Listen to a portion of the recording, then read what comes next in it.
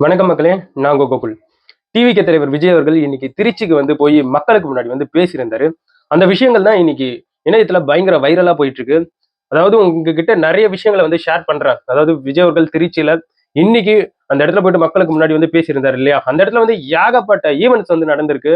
ஒண்ணு ஒண்ணா உங்ககிட்ட சொல்லும்போது கண்டிப்பா நீங்க வந்து விஜய் அவர்களை நினைச்சு பூரிப்படைவீங்கன்றதுல வந்து மாற்று கருத்தே கிடையாது. நம்மளுக்கு தெரியும் விஜய் அவர்கள் வந்து 2 தொகுதியில வந்து நின்னுட்டு இருக்காரு. ஒண்ணு வந்து பெரம்பூர் தொகுதியில வேட்புமனு தாக்கல் செஞ்சாரு ரீசென்ட்டா.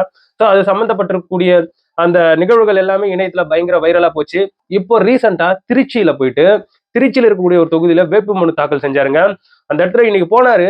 போன இடத்துல அவ்ளோ மக்கள் வெள்ளம். சரியான மக்கள் கூட்டம் அந்த இடத்துல. அந்த அளவுக்கு வரவேற்புங்க. சோ அவர் வந்து வாகனத்துல அவுட்டர்ல நின்னபடி எல்லாருக்கும் கை காமிச்சுட்டு, அவர் வந்து வாகனத்துல வந்து போயிட்டு இருக்கும்போது, ஒரு நிகழ்வு வந்து நடந்தது. அது என்னன்னா, ஒரு பெண் ஒருத்தவங்க திடீர்னு தடுமாறி வாகனத்துல இருந்து விழுந்துடுறாங்க. அப்படி விழுந்தவங்கள படபடன்னு கீழே இறங்கி விஜய் அவர்கள் போயிட்டு அந்த பெண்ணுக்கு அறிவுரை சொல்லி, அதுக்கப்புறம் அந்த பெண் ஓகே எந்த பிரச்சனையும் இல்ல அப்படின்ன பிறகுதான் திருப்பி வாகனத்துல ஏறி அவர் வந்து புறப்பட்டு மக்களுக்கு கை காமிச்சிட்டு சென்றுட்டு இருந்தார். ஸோ இந்த காட்சிகளை எடுத்து போட்டு பாத்தீங்களா, விஜய் அவர்களை இந்த மாதிரி விமர்சனப்படுத்தக்கூடிய ஒரு சிலர் இதை வந்து பாருங்க. இவர்தான் உண்மையான ஒரு தலைவன், எங்க அண்ணன் அப்படின்ட்டு ஏகப்பட்ட விஷயங்களை ஷேர் பண்ணிட்டு இருக்காங்க விஜய் அவர்களுடைய ரசிகர்கள். இந்த மாதிரியான ஒரு சூழ்நிலையில விஜய் அவர்கள் வந்து எந்த அளவுக்கு நம்பிக்கைய வந்து மக்களுக்கு மத்தியில வந்து வச்சிருக்காருன்றதுல கொஞ்சம் பாருங்களேன். ஏன்னா, அந்த கூட்டத்துல ஒருத்தவங்க வந்து இளநீர் குடுக்குறாங்க. அந்த இளநீரை வாங்கி மனுஷன் அசால்ட்டா குடிச்சுக்கிட்டு இருக்காரு. அது வந்து யார் குடுத்த இளநீர், எப்படி ஏதுன்றது தெரியல. அவங்களுடைய ரசிகர்கள் குடுத்துறாங்கன்ட்டு, அந்த இளநீரை வந்து கொஞ்சம் கூட டெஸ்ட் பண்ணாம அவர் வந்து குடிச்சிட்டு இருக்கக்கூடிய அந்த காட்சிகள் என்பது வெளியாயிட்டு இருக்கு. ஸோ அதாவது இந்த இடத்துல வந்து ஜெனரலா என்ன சொல்ல வரேன்னா, அதாவது ஒரு பெரிய ஸ்டார்டம், அவர் வந்து அரசியல்ல வேற இப்ப வந்து பெரிய அளவுல பேசப்பட்டு வந்துட்டு இருக்காரு. அந்த மாதிரி இருக்கும்போது பாதுகாப்பு என்பது ரொம்ப முக்கியமானது. அது போன்ற ஒரு சூழ்நிலை கூட, அட தாங்கய்யா நீங்கலாம் என்னுடைய அன்புக்குரியவர்கள் அப்படின்ட்டு அந்த இளநீரை வாங்கி குடிச்சது விஜய் அவர்களுக்கு உண்மையாவே ஹாட்ஸ் ஆஃப்ங்க. மாற்று கருத்தே கிடையாது. ஸோ அதனால தான் மனுஷன் வந்து அத்தனை பேரை வந்து சம்பாதிச்சு வச்சிருக்காரு. அதுக்கப்புறம் திருச்சியில ஒரு இடத்துல எம்ஜிஆர் அவர்களுடைய சிலை என்பது இருக்கு. அந்த சிலைக்கு போயிட்டு மாலையை வந்து போட்டிருந்தாரு. அதுக்கப்புறம் எப்பயும் போல மக்களுக்கு மத்தியில வந்து பேசியிருந்தாரு. பேசினாருங்க. உண்மையாவே ரொம்ப ஷார்ட்டா பேசியிருந்தாரு. அவர் முதல்லயே சொல்லிட்டாரு, "என்ன எனக்காக ரொம்ப நேரம் வெயிட் பண்ணிட்டு இருக்கீங்களா? ஆ ஷார்ட்டா முடிச்சிடுறேன்" அப்படின்ட்டு அவர் பேசியிருந்தாரு.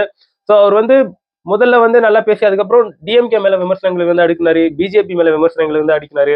நிறைய அரசியல் சார்ந்திருக்கக்கூடிய விமர்சனங்களை அடிக்கிட்டு, ஸோ அதுக்கப்புறம் ஒரு விஷயத்த சொல்றாரு.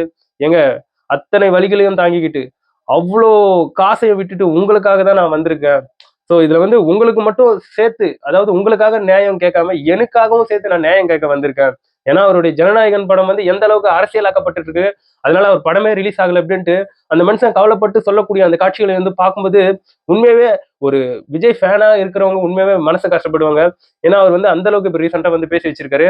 அதே சமயத்துல டிவிகே சின்னம் அதுக்கு வந்து ஓட்டு போடணும். கரெக்டா ஏப்ரல் 23 காலைல டிப்டாப்பா எழுந்து கிளம்பிட்டு நீங்க போயிட்டு ஆளா நின்னு கரெக்டா விசில் சின்னத்துக்கு வந்து ஓட்ட போடுங்க அப்படின்ட்டு அவருடைய பரப்புரை கூட்டம் என்பது பயங்கரமா முடிஞ்சது இன்னைக்கு திருச்சியில. அதுக்கப்புறம் கடைசியா வந்து இப்ப ரீசெண்டா டிவிகே சார்ந்து ஒரு கட்சி பாடல் என்பது வெளியே வந்து பயங்கர வைரலா போயிட்டு இருக்கு. அந்த பாட்டை வேற அந்த இடத்துல வந்து விஜய் அவர்கள் வந்து பாடி காமிச்சிருந்தாரு.